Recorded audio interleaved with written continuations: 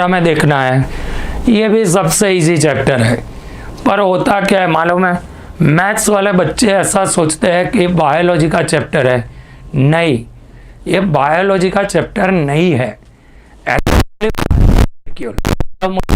मतलब क्या होता है, ये बायोकेमिस्ट्री का चैप्टर।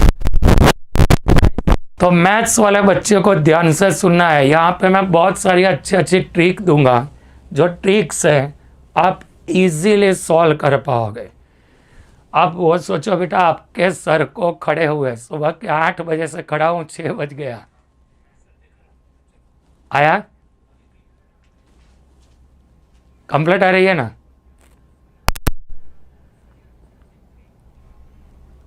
लगता है कैमरा और माइक भी थक गए है ना, पर अभी उतना एनर्जी है कि और 12 घंटे में खड़ा खड़ा पढ़ा दो। पढ़ने वाले चाहिए, बराबर है। तो बायोमोलेक्यूल में सबसे पहले मुझे क्या पढ़ना है मालूम है, तो कार्बोहाइड्रेट के बारे में पढ़ना है। चलो, कार्बोहाइड्रेट में हम क्या पढ़ेंगे, तो सबको पता है बेटा कि कॉमन फॉर्मूला ऑफ कार्बोहाइड्रेट, कार्बो मतलब सी, हाइड्रेट मतलब वाटर मोलेक्यूल, तो common formula of carbohydrate compound is CHH2O5। In carbohydrate compound proportion of hydrogen and oxygen is 2:1. In some compound, proportion of hydrogen and oxygen is 2:1, but वो carbohydrate नहीं है। तो ऐसे कौन से कंपाउंड है जिसमें 2:1 रेशियो फॉलो करता है बट वो कार्बोहाइड्रेट नहीं है, तो formaldehyde and acetic acid. Formaldehyde और दूसरा क्या है, एसीटिक एसिड, जिसमें प्रोपोर्शन कितना है, 2:1 है, बट इसको हम कार्बोहाइड्रेट नहीं बोलते। एक ऐसा कंपाउंड है जिनमें हाइड्रोजन ऑक्सीजन इज नॉट 2:1, उसमें 2:1 का रेशियो नहीं है, बट वो कार्बोहाइड्रेट है। तो अब आप सोचो ऐसा कौन है, रैमनोस C6H12O5, बट ये कार्बोहाइड्रेट है। तो कभी कभी मुझे एमसीक्यू में पूछ सकते हैं कि what is the common formula of carbohydrate, CHH2O5। In carbohydrate, proportion of hydrogen and oxygen is 2:1.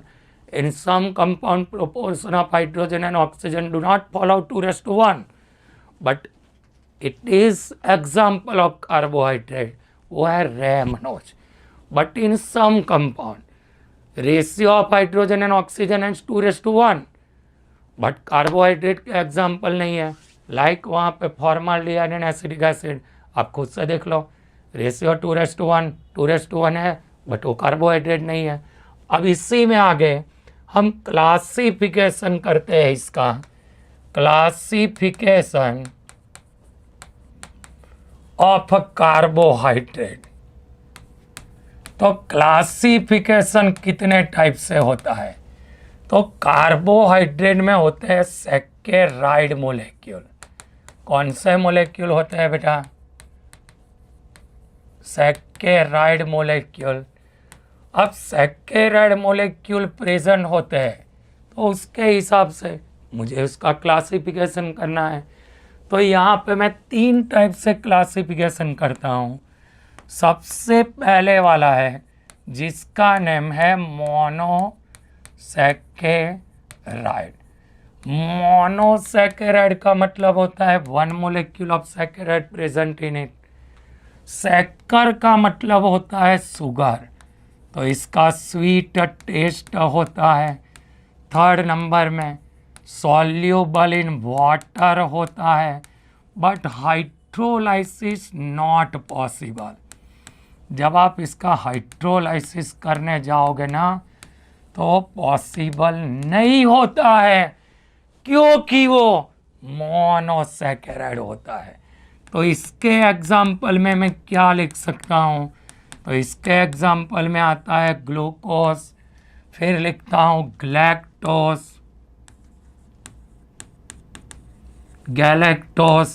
और लिखता हूँ फ्रुक्टोज। ये सबके बारे में पीछे कुछ ना कुछ पढ़ना है। मतलब अभी मुझे सिर्फ याद रखना है कि मोनोसैकेराइड का मतलब क्या होता है, 1 molecule of saccharide present in the example galactose and. Second number में है ओलिगोसैकेराइड। तो ओलिगोसैकेराइड का मतलब क्या होता है, 2, 3 otherwise 4 molecule of saccharide present in the carbohydrate, it is non oligosaccharide.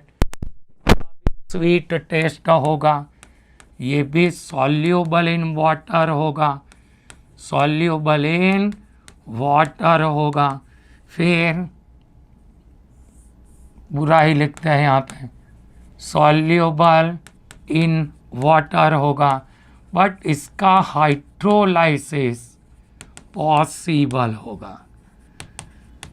जैसे कि यहाँ पे मैंने 2 लिखा है ना, तो 2 वाले का मतलब होता है डाई सैकेराइड, 3 वाले का मतलब होता है ट्राई सैकेराइड, 3 वाले का मतलब होता है 4 वाले का टेट्रा सैकेराइड।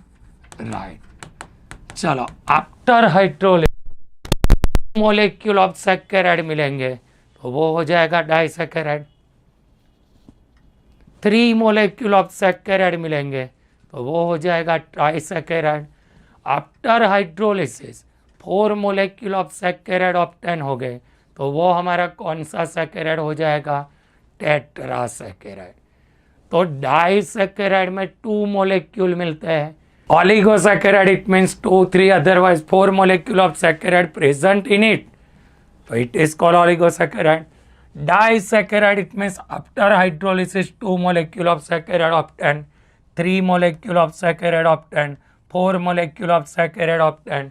डाई वाले के एग्जाम्पल आपको बुक में दिए हैं, जैसे कि सुक्रोस है, माल्टोस है, लैक्टोस है, तो ये हमारा डाइसैकेराइड हो गया। ट्राई वाले में आता है मेलिट्रायोस और है रेफिनोस। हमने ट्राई किया, हमें मिल गई, वो भी रेफरेंस है। तो मेलिट्रायोस, रेफिनोस, 4 लोग इकट्ठा होके स्ट्रेचियोस, तो ये इसके एग्जाम्पल है। इसमें याद रखना मेलिट्रायोस, रेफिनोस, 4 वाले में आएगा stachyose. But more molecule of monosaccharide combine with each other, तो ये जो हमारा मिलेगा ना, यहाँ पे लिखता हूँ पॉलीसैकेराइड। चलो, पॉलीसैकेराइड में क्या होता है, तो more molecule of saccharide present in it, बहुत सारे जब एक दूसरे के साथ में जुड़ जाते हैं ना तो हम बोलते हैं पॉलीसैकेराइड। तो more molecule of saccharide present in the carbohydrate, it is known polysaccharide. ये जब ज़्यादा जुड़ते हैं ना तो नो स्वीट टेस्ट, इसका टेस्ट स्वीट नहीं होता है, ये इनसॉल्युबल इन वाटर होता है, इनसॉल्युबल इन वाटर हो जाएगा। जब इसका हाइड्रोलाइसिस करेंगे ना तो जितने अटैच हुए हैं वो सब हमें वापस मिल जाएंगे। तो ये हमारा हो गया पॉलीसैकेराइड। पॉलीसैकेराइड के एग्जाम्पल में क्या आता है, तो यहाँ पे मैं लिखता हूँ स्टार्च, दूसरे नंबर में लिखता हूँ ग्लाइकोजन, स्टार्च, ग्लाइकोजन और सेल्यूलोज, जो कार्बोहाइड्रेट के एग्जाम्पल है। तो क्लासिफिकेशन ऑफ कार्बोहाइड्रेट 3 टाइप से हुआ, 1 molecule monosaccharide, 2, 3 otherwise 4 molecule trisaccharide, oligosaccharide. Di वाला, ट्राई वाला, टेट्रा वाला वो ओलिगो होता है।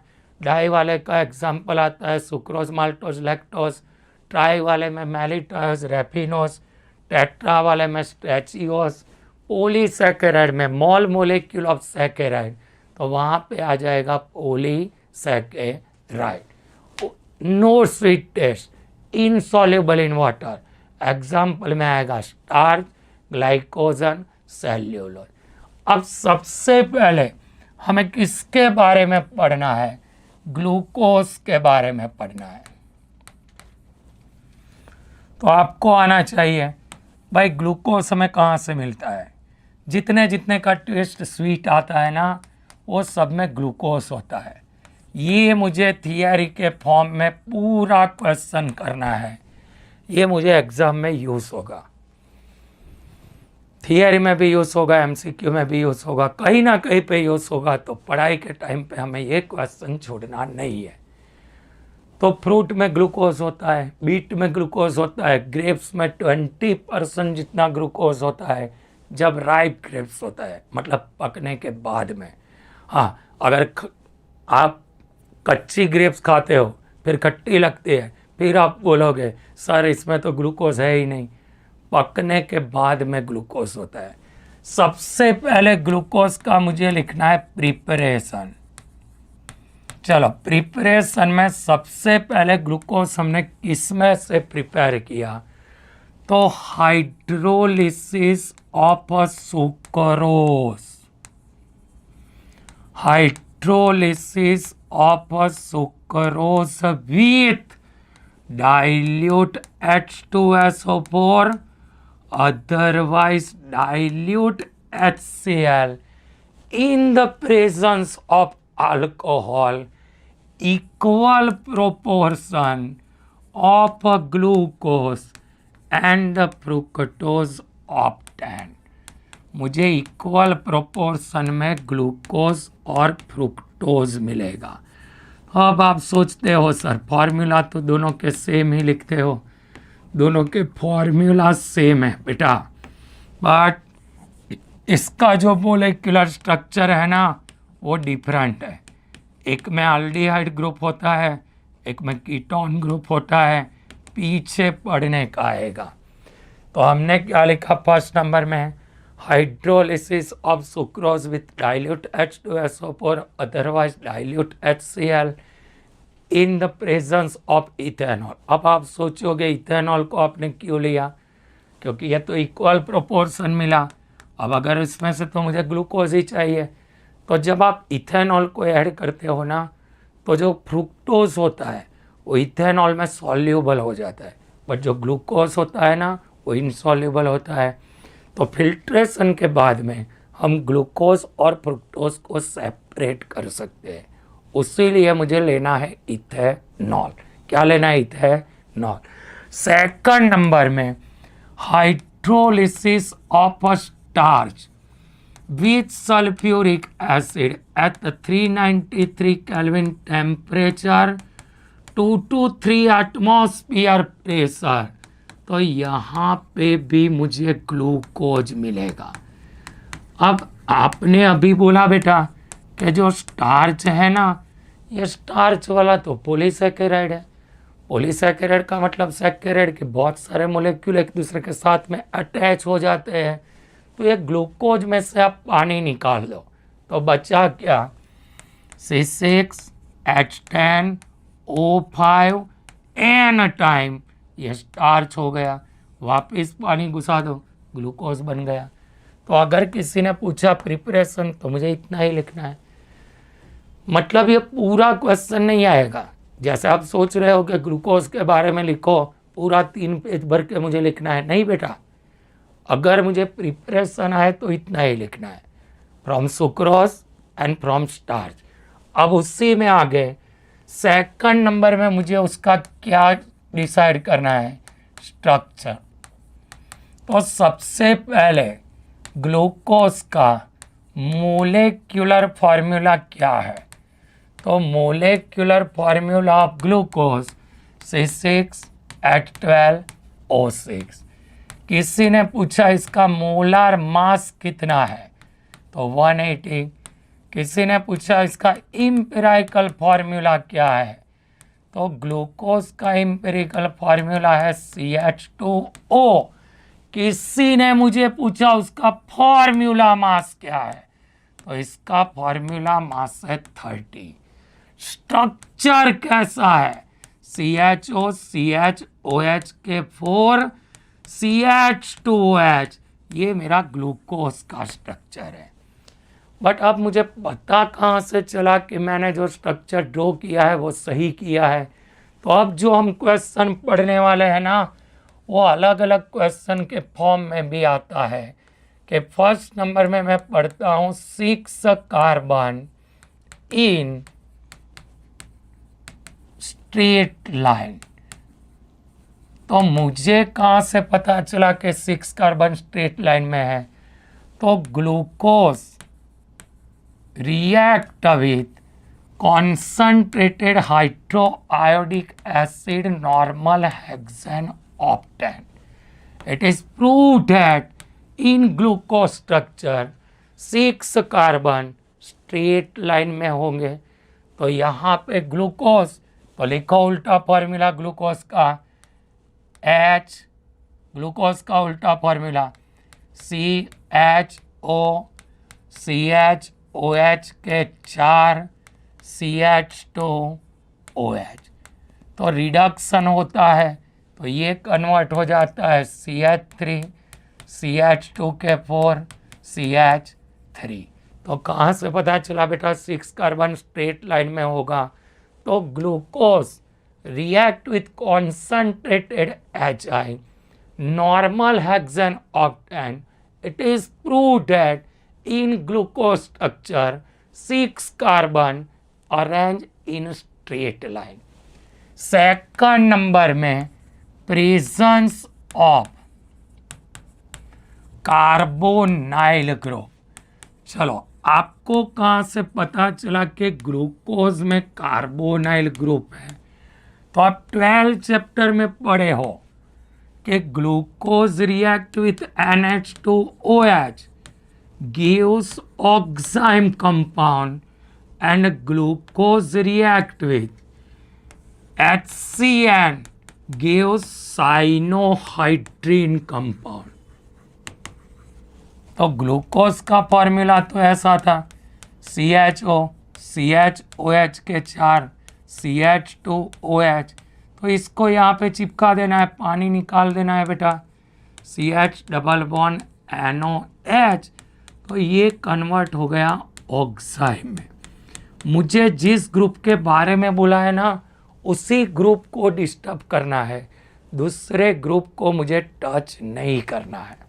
फिर उसी में आ गए glucose react with hydrogen cyanide convert into cyanohydrin compound.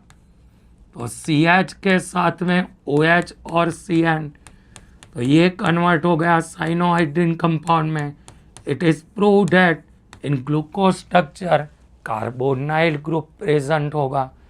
तो अगर किसी ने पूछा 6 कार्बन इन स्ट्रेट लाइन, तो react with concentrated HI convert into normal hexane. It is proved that 6 carbon in straight line, presence of carbonyl group. तो glucose react with hydroxylamine, oxime compound, glucose react with hydrogen cyanide, cyanohydrin compound octane. It is proved that कि उसमें carbonyl group presence है। ये अलग अलग पूछते हैं बेटा। फिर उसी में आगे प्रेजेंस ऑफ एल्डिहाइड। चलो एल्डिहाइड प्रेजेंट है, ये हमें कहाँ से पता चले? तो ये भी इजी थियरी है कि oxidation of glucose with bromine water. अगर आपके पास ब्रोमीन वाटर नहीं है तो उसकी जगह पे टॉलेंस रिएजेंट भी हो सकता है। उसकी जगह पे आप फेलिंग को भी ले सकते हो।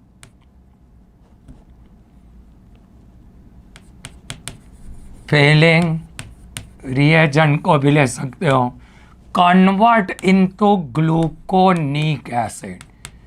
जब एल्डिहाइड एसिड में कन्वर्ट होता है ना, तो अपने आप पता चल जाता है कि उसमें CHO ग्रुप प्रेजेंट होना चाहिए। तो glucose oxidise with bromine water. चलो ब्रोमीन वाटर के साथ में रिएक्शन करोगे, या तो टॉलाइंस लोगे या तो फेलिंग लोगे। ये ग्लूकोज में जो एल्डिहाइड है ना वो एसिड में कन्वर्ट हो जाता है। तो कहाँ से पता चला कि उसमें एल्डिहाइड है? भाई उसने कन्वर्ट कर दिया एसिड में। अब एसिड में कन्वर्ट कौन होता है वो तो आपको पता ही है, एल्डिहाइड कन्वर्ट होता है। अब उसके आगे प्राइमरी अल्कोहल, तो प्रेजेंस ऑफ प्राइमरी अल्कोहल जिसको आप बोलते हैं CH2H, कहाँ से पता चला कि उसमें प्राइमरी अल्कोहल प्रेजेंट है? तो ऑक्सीडेशन ऑफ ग्लूकोज, कैसे थियरी लिखनी है वो सभी थियरी में मैंने बोला है, उसी चीज़ को आपको लिखना है। तो oxidation of glucose with concentrated HNO3, glucose convert into saccharic acid. Saccharic acid में कन्वर्ट हो गया तो सैकेरिक एसिड का मतलब क्या होता है? जब आप ऑक्सीडेशन करते हो ना तो एल्डिहाइड तो एसिड में कन्वर्ट होता ही है, बट साथ में प्राइमरी अल्कोहल अगर स्ट्रॉन्ग ऑक्सीडाइजिंग एजेंट यूज़ करोगे ना तो वो भी कन्वर्ट हो जाता है कार्बोक्सिलिक एसिड में। तो कभी कभी मुझे ऐसा भी पूछ लें कि सैकेरिक एसिड का फॉर्मूला क्या है, ग्लूकोनिक एसिड का फॉर्मूला क्या है, फिर उसके आगे प्रेजेंस ऑफ 5 हाइड्रोक्साइल ग्रुप। चलो कहाँ से पता चला भाई उसमें 5 हाइड्रोक्साइल ग्रुप है? तो acylation of glucose with acetic anhydride, acylation of glucose with acetic anhydride, penta acetate derivatives obtained. तो आगे हमने ऑर्गेनिक में पढ़ा हुआ ही है बेटा कि अल्कोहल एसिड के साथ में रिएक्शन करता है ना तो एस्टर में कन्वर्ट हो जाता है। किस में कन्वर्ट हो जाता है? एस्टर में कन्वर्ट हो जाता है। तो यहाँ जो मुझे मिला वो पेंटा एसिटेट डेरिवेटिव है। It is prove that in glucose structure 5 hydroxyl group present. कितने हाइड्रोक्साइल ग्रुप प्रेजेंट है? 5 हाइड्रोक्साइल ग्रुप प्रेजेंट है। After hydrolysis pentacetate derivatives convert into tetraacetate derivatives. It is proved that उसमें जो 5 नंबर वाला OH है ना वो डिफरेंट है। 4 ग्रुप सेकेंडरी में है, वो 5 वाला तो प्राइमरी है। 5 OH प्रेजेंट है बट पांचों के 5 सेम नहीं है। कैसे नहीं है बेटा? सेम नहीं है। तो यहाँ से मुझे क्या पता चल गया कि आगे जो हमने स्ट्रक्चर पढ़ा था वो सही था। एल्डिहाइड होता है, कार्बोनाइल ग्रुप होता है, 4 OH 5 OH होते हैं, पेंटा एसिड से पता चला स्ट्रेट लाइन में होता है। तो ये हमारा ग्लूकोज का स्ट्रक्चर आ गया। सेकंड नंबर का क्वेश्चन ये भी मुझे थियरी में करना है। कौन सा? Cyclic structure of glucose. चलो साइक्लिक स्ट्रक्चर ऑफ ग्लूकोज। तो ग्लूकोज में एल्डिहाइड प्रेजेंट है। अभी आपने बोला एल्डिहाइड प्रेजेंट है। Do not react with skip reagent.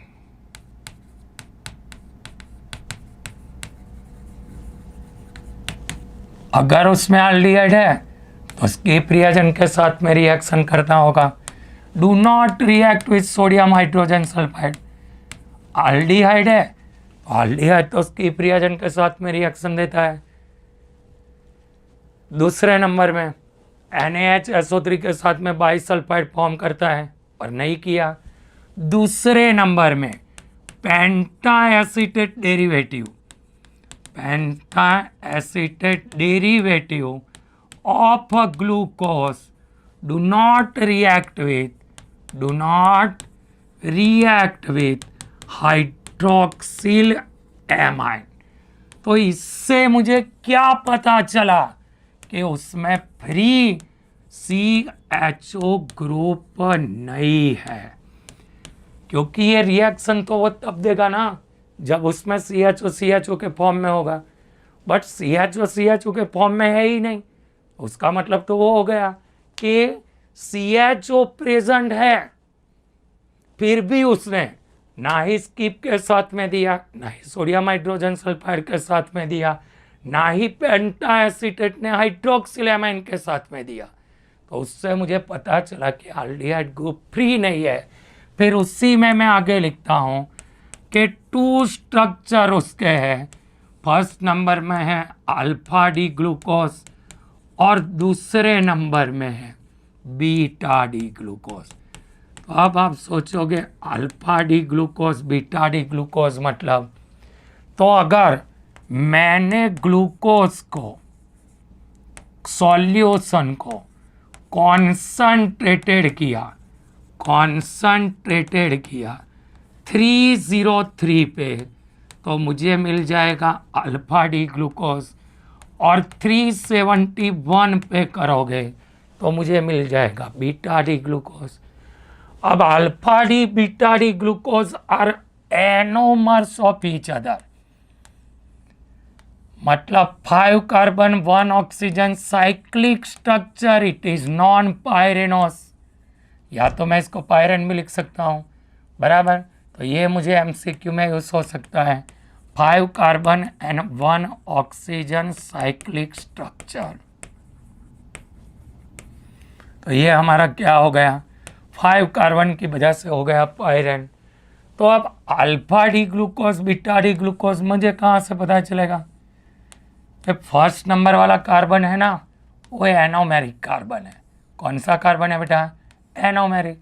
अगर मैंने OH को राइट हैंड साइड पे लिख दिया तो ये मेरा हो गया अल्फा डी ग्लूकोज, और अगर मैंने OH को लेफ्ट हैंड साइड पे लिख दिया तो ये हमारा अल्फा डी ग्लूकोज है, ये हमारा बीटा डी ग्लूकोज है। तो अब मैथ्स वालों को तो दिक्कत ही होगी स्ट्रक्चर याद रखने में। देखो मैं इजी मेथड बताता हूँ, इतना तो पता चल गया। राइट हैंड साइड पे OH alpha D glucose, left hand side पे OH बीटा डी ग्लूकोज, नीचे ऊपर नीचे ऊपर CH2OH, 1 2 3 4 5 6 स्वाहा। क्या बोला मैंने बेटा? नीचे ऊपर नीचे ऊपर CH2OH, ये हो गया बीटा डी ग्लूकोज। तो फर्स्ट नंबर वाला कार्बन एनोमेरिक कार्बन, अगर मैंने राइट हैंड साइड पे अटैच कर दिया तो वो हो गया alpha D glucose, left hand side पे अटैच कर दिया वो हो गया बीटा डी ग्लूकोज। तो alpha D glucose and beta d glucose are anomers of each other, वो एक दूसरे के एनोमर्स है। अब मैं इसके रिलेटेड जितनी थियरी है पहले वो ख़त्म कर देता हूँ, जो ये 2 स्ट्रक्चर से ही मुझे आ जाएगी। जैसे कि सबसे पहले मुझे पढ़ना है माल्टोस। चलो माल्टोस के बारे में क्या लिखना है? तो maltose it found from malt, कहाँ से मिलता है? Malt. 2 alpha D glucose molecule compose with each other by linkage of C1OC4 glycosidic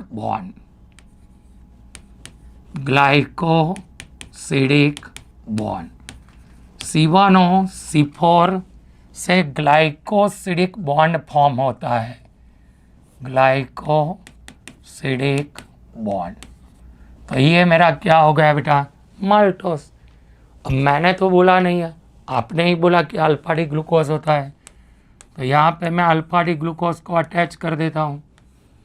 चलो अल्फा डी ग्लूकोज वाला तो मुझे आता ही है बेटा। फर्स्ट नंबर के कार्बन पे राइट हैंड साइड पे, फर्स्ट नंबर के कार्बन पे राइट हैंड साइड पे नीचे, ऊपर, नीचे, ऊपर, CH2H। ये हो गया नीचे, ऊपर, नीचे, ऊपर,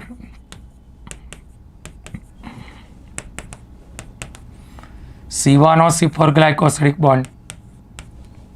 तो ये हो गया माल्टोस। तो जब आप हाइड्रोलिसिस माल्टोस का करोगे ना तो आपको मिलेगा ग्लूकोज ग्लूकोज।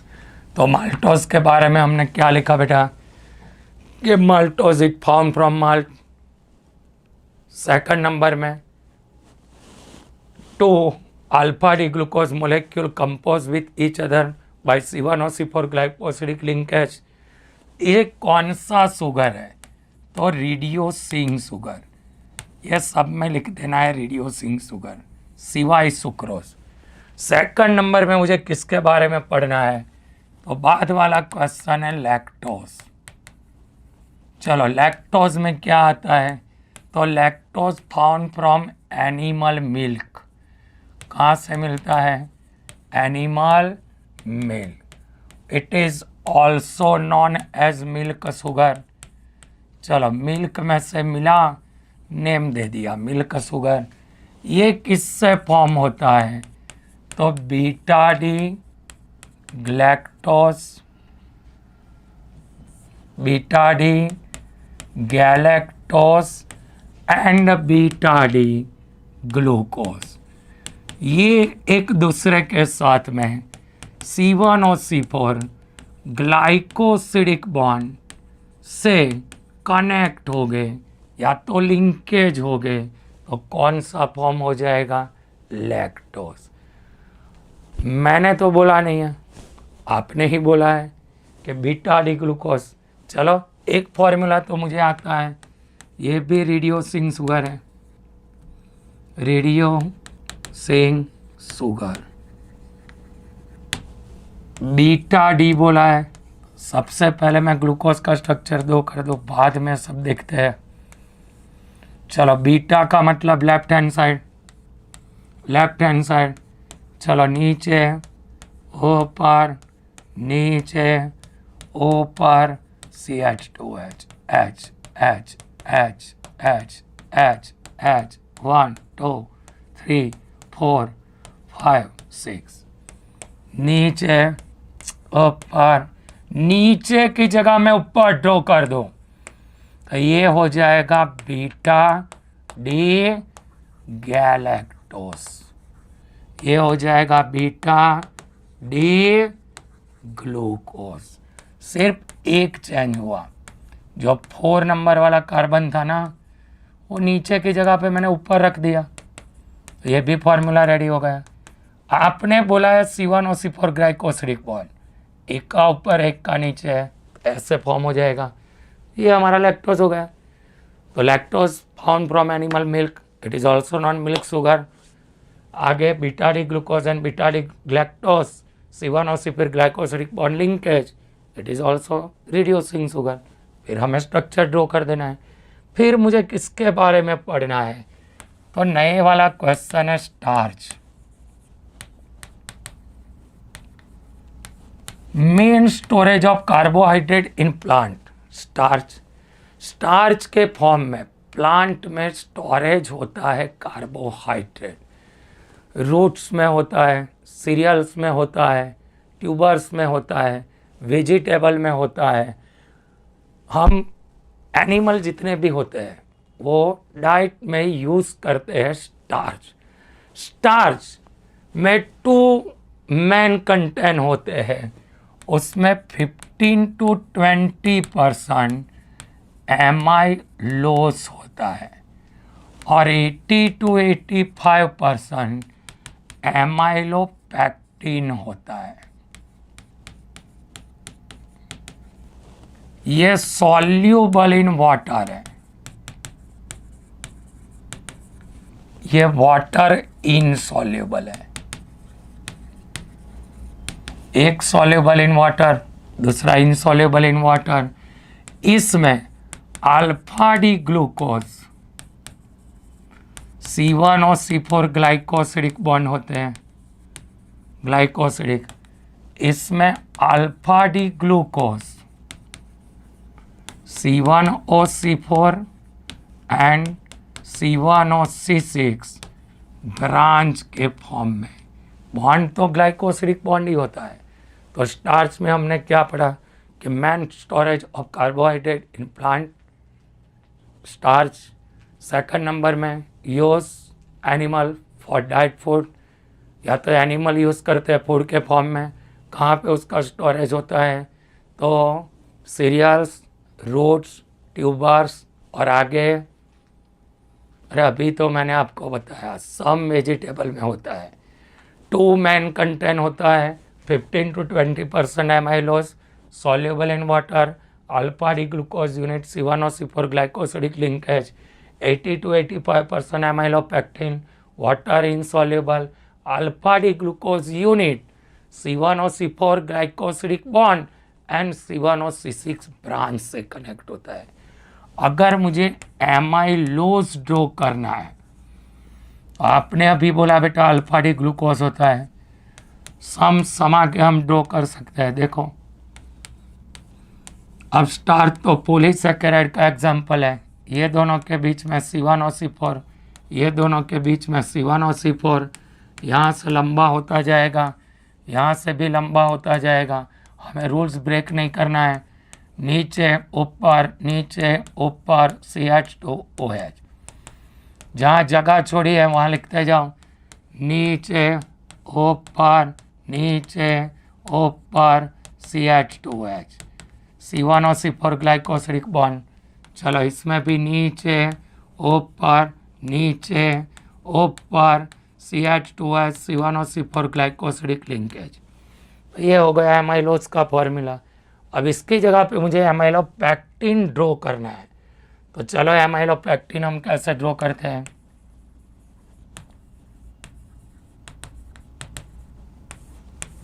चलो तो C1OC4 ग्लाइकोसिडिक लिंकेज तो इसमें था ही, मतलब इतना तो जो आगे हमने ड्रॉ किया वो तो हमें वापस करना है। यहाँ glycosidic bond, glycosidic bond, glycosidic linkage H H H H H, यहाँ पे भी ग्लाइकोसिडिक लिंकेज। चलो नीचे ऊपर नीचे ऊपर CH2OH H H H H, नीचे ऊपर नीचे ऊपर। इसको मुझे कनेक्ट कर देना है। किससे कनेक्ट करना है?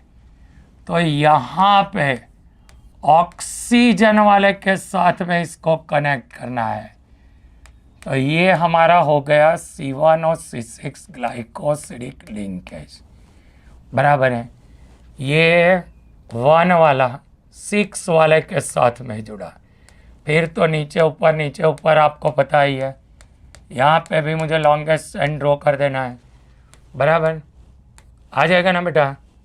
चलो यहाँ पे H H H, यहाँ पे नीचे ऊपर, तो ये हमारा क्या हो गया CH2OH।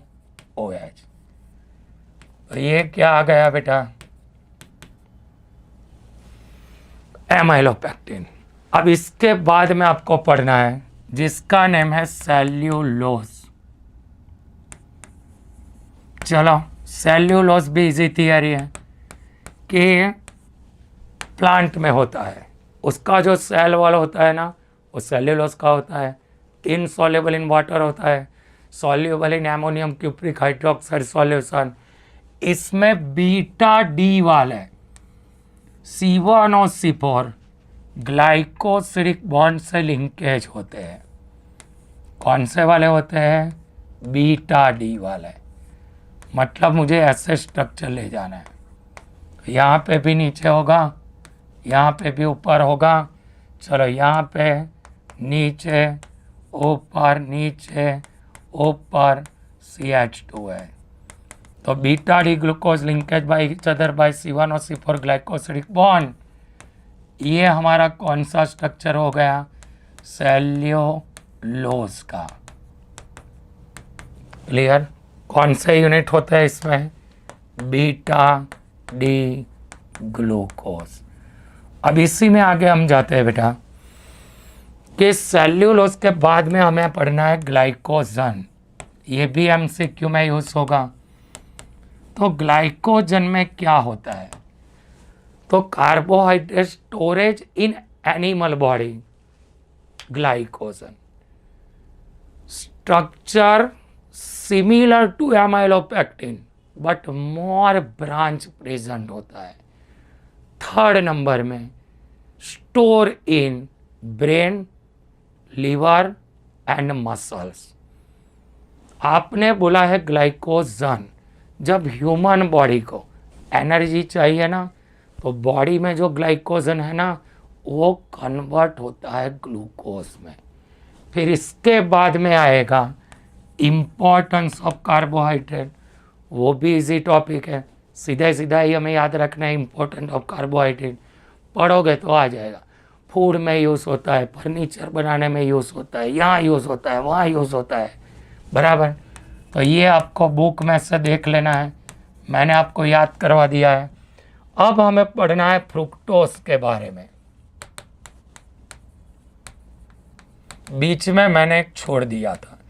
तो molecular formula of fructose also C6H12O6 कहाँ से मिलता है, तो फ्रूट में से मिलता है, हनी में से मिलता है, वेजिटेबल में से मिलेगा। चलो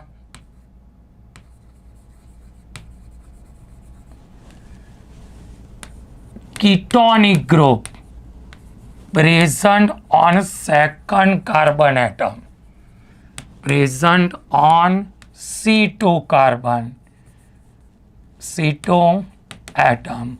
It is also named ketohexose sugar. तो इसमें क्या होता है मालूम है, आगे वाला जो हमारा स्ट्रक्चर था ना वही का वही स्ट्रक्चर आता है, बट इसमें 4 carbon and 1 oxygen cyclic structure, तो इसको हम बोलते हैं फ्यूरान। ये मुझे एमसीक्यू में यूज हो सकता है। एक्वायर्ड सॉल्यूशन ऑफ फ्रुक्टोज लीवोरोटेटरी, जैसे वो राइट हैंड साइड पे होता है ग्लूकोज वाला, तो ये लीवोरोटेटरी है, तो लीवो लिखो, अदरवाइज एल लिखो, अदरवाइज माइनस लिखो। तो ये भी मुझे एमसीक्यू में यूज हो सकता है। कीटोनिक ग्रुप प्रेजेंट 4 कार्बन वाला फ्यूरान। तो जब मैं इसका स्ट्रक्चर ड्रॉ करूँ ना बेटा, तो यहाँ पे होगा अल्फा डी फ्रुक्टोज, यहाँ पे होगा beta D fructose. Alpha D fructose it means what, right hand side पे OH, इसमें आएगा लेफ्ट हैंड साइड पे OH। चलो आपको आना चाहिए, उसमें नीचे ऊपर किया था, इसमें ऊपर नीचे करो, हमें तो एंजॉय ही करना है। चलो ऊपर नीचे ऊपर CH2OH, यहाँ पे H H H, यहाँ पे CH2OH 2 बार आएगा। चलो ऊपर नीचे ऊपर CH2OH, H H, यहाँ पे आ जाएगा CH2OH। तो राइट हैंड साइड पे आता है तो ये हमारा हो जाएगा alpha D, left hand side पे आता है ये हमारा हो जाएगा बीटा डी। अब ये मुझे जो मिला ना, इसी से मैं क्लियर कर सकता हूँ सुक्रोज। और एक शुगर हमने बाकी रखा था जिसका नेम क्या था, सुक्रोज। तो सुक्रोज भी कहाँ से मिलता है, ये another natural disaccharide example, very important disaccharide example is sucrose. Hydrolysis of sucrose in the presence of acidic catalyse glucose and fructose octane. ये तो आपने आगे भी पढ़ा है कि equal proportion of glucose and fructose octane हो जाएगा। तो ये हो गया ग्लूकोज, ये हो गया फ्रुक्टोज, तो ये हमारा क्या है, सुक्रोज। यहाँ पे क्या होता है, तो beta d glucose and alpha D glucose and beta D fructose, ये दोनों एक दूसरे के साथ में अटैच होंगे। तो राइट हैंड साइड पे, चलो इसमें तो आपने ही बोला है बेटा, बीटा डी का मतलब होता है लेफ्ट हैंड साइड। चलो फॉर्मूला ड्रॉ कर दो, नीचे ऊपर नीचे ऊपर CH2H, तो ये हो गया अल्फा डी ग्लूकोज। चलो यहाँ पे बोलते जाओ, ऊपर नीचे ऊपर नीचे, यहाँ पे आ जाएगा CH2OH। अब जब यहाँ पे हम बोले ना, तो C1 और C2 ग्लाइकोसिडिक लिंकेज, इसमें होता है C1 और C2। अब आप ध्यान से सोचो, यहाँ पे मेरे पास OH नहीं था, तो इसका एक H उठा के मैं यहाँ पे रख देता हूँ। क्लियर?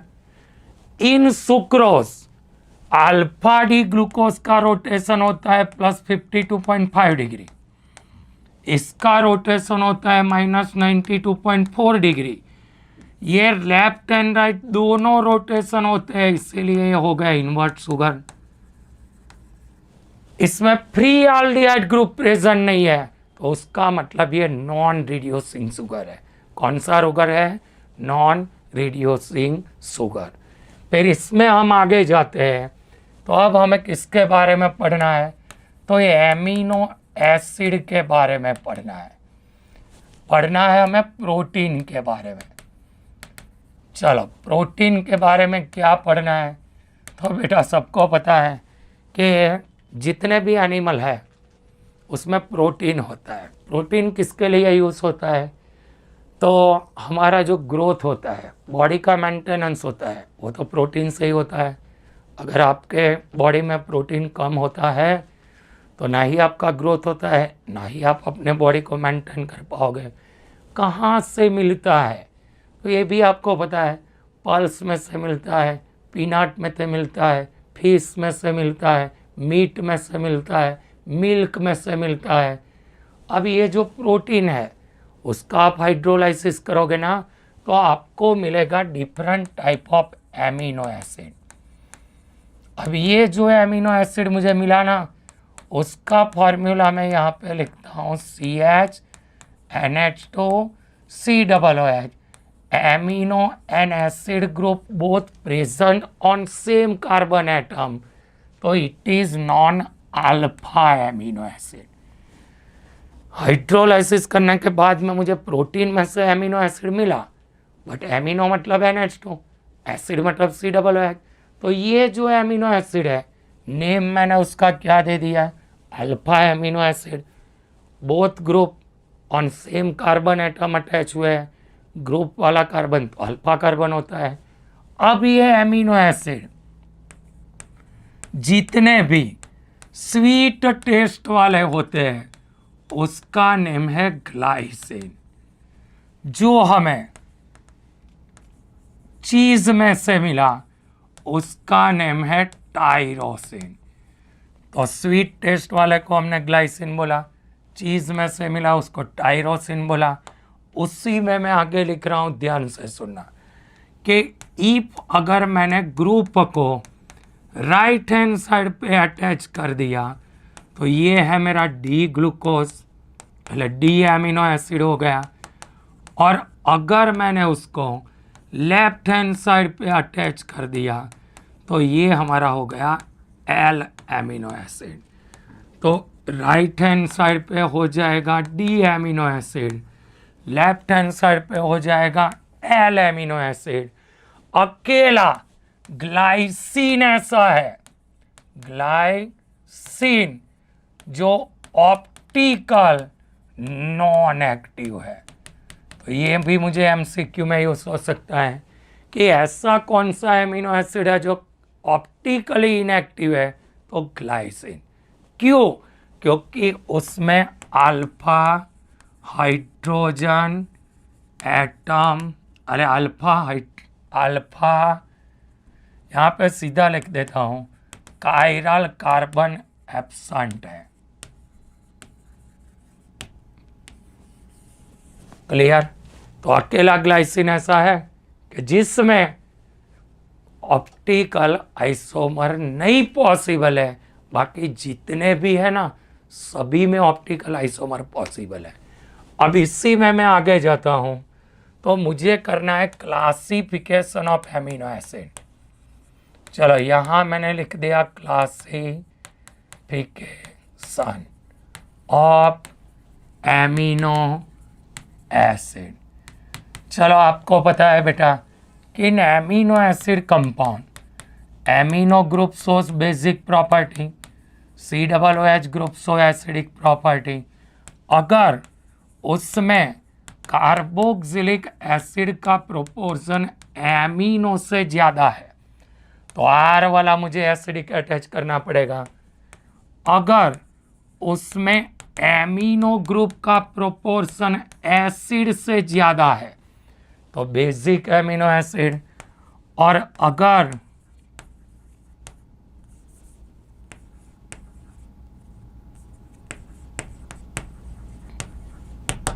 दोनों का प्रोपोर्शन सेम है तो ये हो जाएगा neutral amino acid. Acidic amino acid के एग्जाम्पल में आएगा एस्पार्टिक एसिड, दूसरा है ग्लूटामिक एसिड। तो ये दोनों एसिडिक एमिनो एसिड हो गए। बेसिक एमिनो एसिड में आएगा RJ9 एंड लाइसिन, और इसके एग्जाम्पल में आएगा ग्लाइसिन एंड LA9। तो ये क्वेश्चन मुझे MCQ के फॉर्म में यूज हो सकता है कि classification of amino acid, acidic amino acid में आएगा aspartic acid, glutamic acid. Basic amino acid में आएगा RJ9 एंड लाइसिन, और न्यूट्रल एमिनो एसिड में आएगा क्या? Glycine and LA9। अब उसी में मैं आगे जाता हूं, तो स्वीटर आयन। चलो स्वीटर आयन का मतलब क्या होता है? तो अभी आपने बोला ना बेटा कि in amino acid compound, amino group shows acidic basic property, COOH group shows acidic property. तो इन एक्वायस सॉल्यूशन वो कौन से फॉर्म में होते हैं? तो एक्वायस सॉल्यूशन में वो एम्फोटेरिक होते हैं, मतलब एसिड का जो H होता है ना वो NH2 के साथ में जुड़ जाता है। तो ये जो मेरा फॉर्म हुआ ना ये हमारा है zwitterion. In acidic medium तो यहाँ पे H जुड़ जाएगा तो पॉजिटिव आयन के फॉर्म में होगा। इन बेसिक मीडियम तो यहाँ से H निकल जाएगा तो नेगेटिव फॉर्म में होगा। तो स्वीटर आयन का फॉर्मूला मुझे MCQ में यूज हो सकता है। फिर हमें आगे पढ़ना है पेप्टाइड बॉन्ड। चलो पेप्टाइड लिंकेज का मतलब क्या होता है? 2 एमिनो एसिड, या तो मैं यहाँ पे लिखता हूँ 1 amino acid, amino group and other amino acid COOH group linkage with each other by CONH bond, it is non-peptide linkage. If 2 amino acid linkage with each other, it is called dipeptide. If 3 amino acid linkage with each other, तो tripeptide. More amino acid linkage with each other, तो polypeptide. Protein is polypeptide longest chain है। Polypeptide linkage से protein form होता है, उसमें 100 से ज़्यादा amino acid होते हैं, उसका मोलार मास 10,000 से भी ज़्यादा होता है। और अगर मैंने इंसुलिन लिख दिया ना तो उसमें 51 एमिनो एसिड होते हैं। तो ये मुझे एमसीक्यू में यूज़ हो सकता है कि 1 एमिनो एसिड NH2 ग्रुप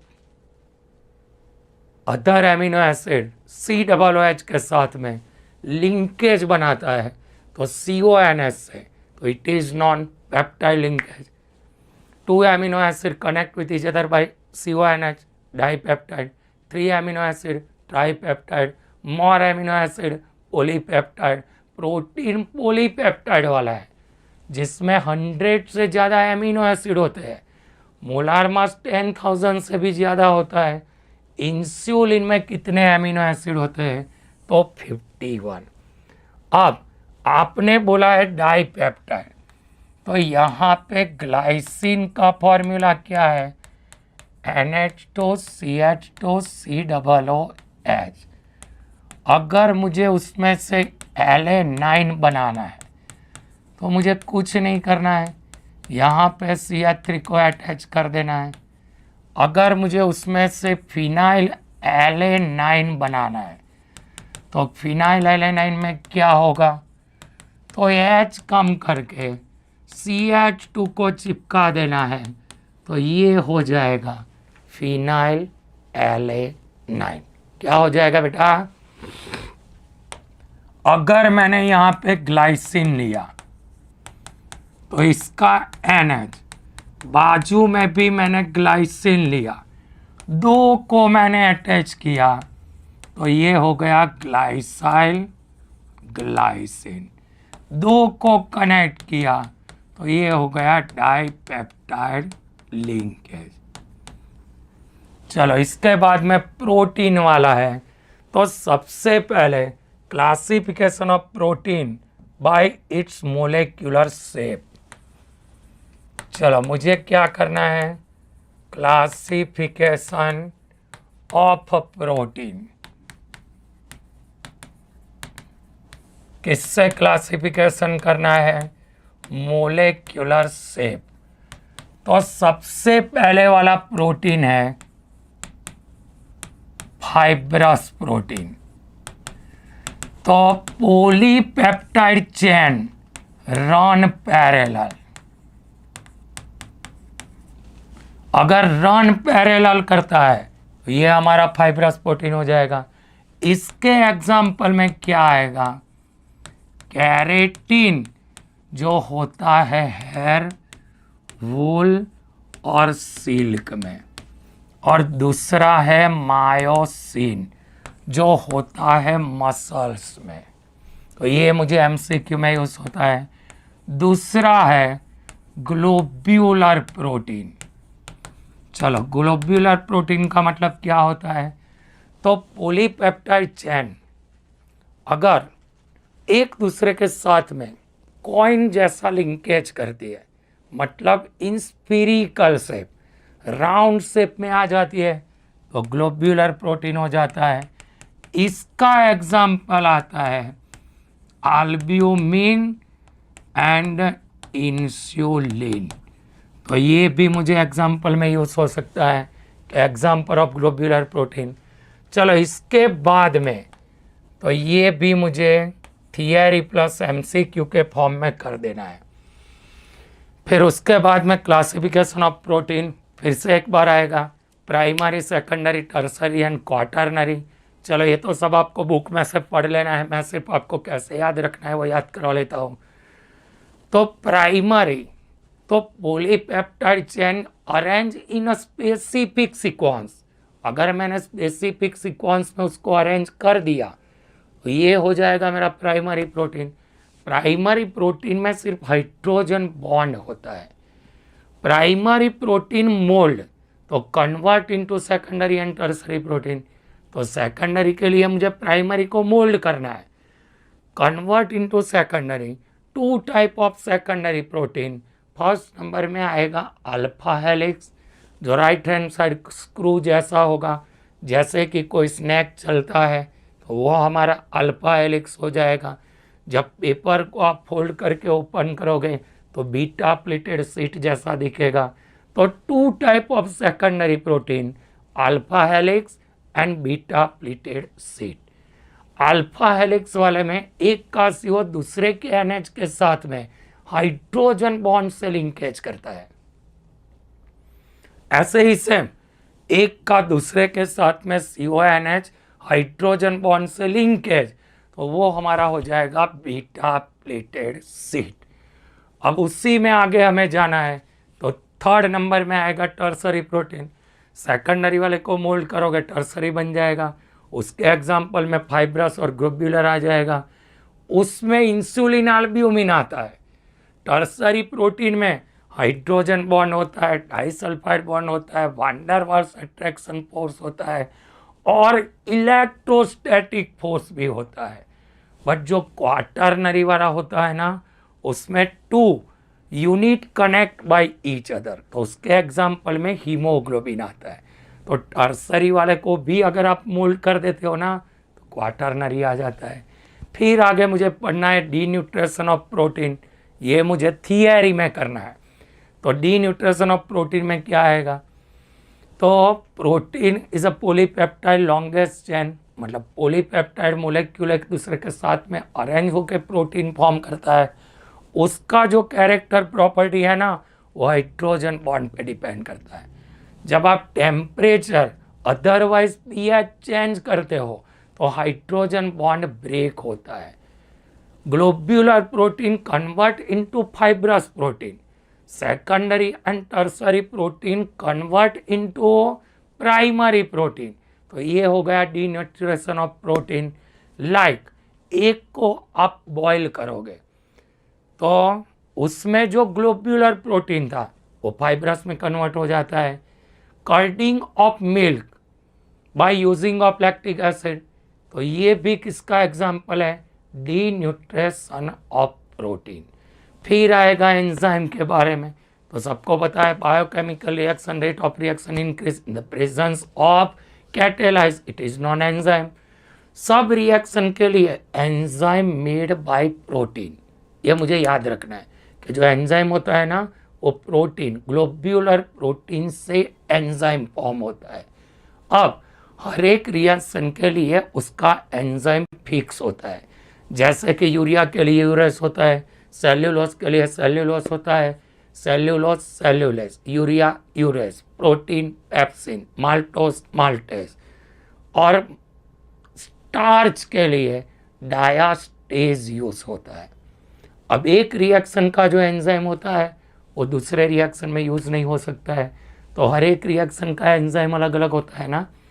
फिर उसके बाद में आएगा विटामिन वाला, वो भी मैं आपको समझा देता हूँ कि इनिशियल में जो ये लोग विटामिन का स्पेलिंग लिखते थे ना, उसमें लिखते थे विटाल प्लस अमाइन। फिर उनको पता चला कि उसमें एमिनो ग्रुप तो एब्सेंट है, तो अभी जो स्पेलिंग लिखते हैं वो सीधे लिख देते हैं विटामिन। विटामिन होते हैं टू टाइप्स के, एक होता है वाटर सॉल्युबल, दूसरा होता है फैट सॉल्युबल। वाटर सॉल्युबल में आता है vitamin B and C, fat soluble में आता है KEDA, और तीसरे वाला नहीं दिया है, सिर्फ आपको दिमाग में रखना है वाटर एंड फैट इनसॉल्युबल, जिसमें आएगा विटामिन H। क्या आएगा बेटा, विटामिन H, ये दोनों में इनसॉल्युबल है। अब कौन से डिसीज, जैसे कि विटामिन, तो विटामिन हमारी बॉडी में चाहिए, अगर विटामिन कम होता है तो उसकी वजह से डिफरेंट टाइप ऑफ डिसीज हो जाते हैं। जैसे कि विटामिन ए, दूसरा नेम उसका है रेटिनॉल, नाइट ब्लाइंडनेस और जेरोप्थेलेमिया हो जाता है, मतलब हमें रात को दिखना नहीं है। भाई अच्छी बात है ना बेटा, वैसे भी रात को हम कहाँ देखते हैं, सो तो जाते हैं। विटामिन बी, तो उसमें टाइप आता है 1, 2, 6, 12, था, री, पीर, साय। चलो यहाँ पे क्या आता है, तो ये है थाइमिन,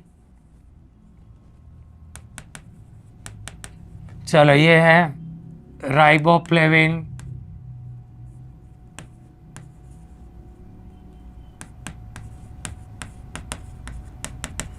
अपने हिसाब से याद रख लेना है। थायमिन, रिबोफ्लेविन, पायरिडॉक्सिन, फिर उसके बाद में आएगा साइनोकोबालामाइड, बराबर विटामिन B12। B1 से क्या हो जाता है? तो B1 से हो जाता है बेरी। बेरी का मतलब ये नहीं होता है कि कान में सुनाई नहीं देता है, भूख कम लगती है, बराबर, उसको बोलते हैं बेरी। B2 से क्या होता है? तो इससे आंखें चली गई, B से बेरी हो गई। B2 से क्या होता है? तो यहाँ पे आपको चिलोसिस हो जाता है, लिप्स पे हो जाता है, तो वो B2 नहीं होता है। B6, 1 वाला थायमिन, 2 वाला रिबोफ्लेविन, 6 वाला पीरिडॉक्सिन, जिससे क्या होता है? कन्वर्जन्स, मतलब वो कंपन आती है ना कभी कभी किसी को। और B12 साइनोकोबालामाइड, जो RBC को कम कर देता है। फिर उसके आगे आता है विटामिन C, दूसरा नेम उसका है एस्कॉर्बिक एसिड। विटामिन C से स्कर्वी हो जाती है। विटामिन D का दूसरा नेम आता है कैल्सीफेरॉल, बुक साथ में लेके बैठना, कैल्सीफेरॉल। विटामिन D, तो अगर छोटे बच्चे होते हैं ना तो उसमें रिकेट्स हो जाता है, मतलब नहीं आप गिर जाते हो, हड्डियाँ टूट जाती है, तो छोटे बच्चे में रिकेट्स, और बड़े वाले ऑस्टियोमलेशिया, मतलब वो ऑस्ट्रेलिया और मलेशिया चले जाएंगे, ऐसा नहीं है। डिसीज का नेम है ऑस्टियोमलेशिया। विटामिन E, दूसरा नेम है टोकोफेरॉल, मस्कुलर वीकनेस आ जाता है। और लास्ट में विटामिन K, जिसको बोलते हैं फिलोक्विनोन, उससे क्या होता है? जो ब्लड क्लोटिंग होता है ना, अगर आप में विटामिन K कम होता है तो ब्लड कोटिंग कम होता है, मतलब जो उसका स्पीड होता है कम हो जाता है। तो कभी कभी विटामिन के बारे में पूरा थियरी 3 मार्क्स में पूछ लेते हैं, water soluble, fat soluble, insoluble, initial में विटाल प्लस एमाइन, फिर पता चला एमिनो ग्रुप है ही नहीं, विटामिन लिख दिया, फिर ABCDEFG करके पूरा लिख देना है। डिसीज क्या होता है वो लिख देना है, बराबर है। फिर आता है न्यूक्लिक एसिड। तो आपको पता है बेटा कि कुछ चीज़ें हेरिडिटी में आती है, जैसे कि आपके पापा को शुगर होगा ना तो आपको भी आएगा, पापा को ब्लड प्रेशर होगा आपको आएगा, पापा का टकला हो गया है आपको भी हो ही जाएगा। तो उसके लिए रिस्पॉन्सिबल क्या है? DNA ना RNA, क्योंकि जब हम होते हैं DNA उसी तरह से हमारे बॉडी में अरेंज होते हैं। तो हेरिडिटी मतलब हम जो करते हैं ना वैसा भी हो सकता है कि हमारे मम्मी पापा की देन हो, मतलब ऐसा नहीं है कि हम अपनी मर्जी से सब कुछ करते हैं। जो DNA आए हैं वो DNA के हिसाब से हम चलते रहते हैं। अब केमिकल कॉम्पोजिशन ऑफ DNA, तो DNA के chemical composition of nucleic acid, ये मुझे थियरी में करना है। तो सबसे पहले उसमें क्या होता है मालूम है? पेंटोज शुगर होता है, 5 कार्बन वाला शुगर। भाई नीचे वाले का नीचे होता है, ऊपर वाले का ऊपर होता है। आपने बोला है 5 कार्बन, तो यहाँ पे आया 1 2 3 4, यहाँ पे आ जाएगा CH2OH। तो ये है beta D ribose, beta D ribose. अगर मैंने सेकंड नंबर के कार्बन से OH को रिमूव कर दिया तो ये हो जाएगा बीटा D2 राइबोस, ऊपर वाले का ऊपर, यहाँ पे आएगा CH2OH, 5 कार्बन वाला शुगर, तो ये हो गया पेंटा बीटा D2 डीऑक्सी राइबोस। फिर उसमें बेस होते हैं, नाइट्रोजन वाले बेस होते हैं। DNA में 4 बेस प्रेजेंट होते हैं। कौन? DNA में होते हैं guanine, cytosine, adenine and thymine. और RNA में थाइमिन की जगह पे होता है यूरेसिल। यहाँ पे आ गया थाइमिन की जगह पे क्या आ गया? यूरेसिल। अब ये A एंड G है, वो हमारे 2 साइक्लिक स्ट्रक्चर है। तो A एंड G वाले जैसे कि मैं सिंपल एक एग्जांपल बता दूं कि वन साइक्लिक स्ट्रक्चर होगा, और वन साइक्लिक वाले का नेम है पिरिमिडिन, और टू साइक्लिक स्ट्रक्चर है वो है प्यूरिन। तो ANG प्यूरिन टाइप बेस है और CTNU वो पिरिमिडिन टाइप बेस है। तो ये सब चीज़ें मुझे MCQ में यूज़ होगी। अब उसी में आगे केमिकल कॉम्पोजिशन, अब स्ट्रक्चर के बारे में पढ़ते हैं। तो बेस को शुगर के साथ में अटैच कर दोगे तो न्यूक्लियोसाइड बन जाएगा, साइड में ले जाके फॉस्फेट घुसा दोगे तो न्यूक्लियोटाइड बन जाएगा। वैसे ही 3rd और 5 नंबर के कार्बन पे अटैच करोगे तो न्यूक्लियोटाइड तो बन जाएगा डाई न्यूक्लियोटाइड। तो ये तो इजी टॉपिक है, पढ़ने से आ जाएगा। फिर लास्ट पैराग्राफ में DNA और हार्मोन्स के बारे में लिखा है। DNA तो पता ही है, वाटसन एंड क्रिक ने उसका अल्फा हेलिक्स स्ट्रक्चर दिया, डबल हेलिक्स स्ट्रक्चर। जैसे कि ये 2 सांप है, ऐसे ऐसे ऐसे ऐसे मस्ती कर रहे हैं, बराबर है। यहाँ से दूसरा हम ड्रॉ कर देते हैं। ये अल्फा हेलिक्स स्ट्रक्चर, A के साथ में T जुड़ेगा, डबल बॉन्ड्स है, G के साथ में C जुड़ेगा, ट्रिपल बॉन्ड्स है। ये दोनों के बीच में हाइड्रोजन बॉन्ड होता है। फिर आता है RNA। तो RNA में 3 टाइप के होते हैं,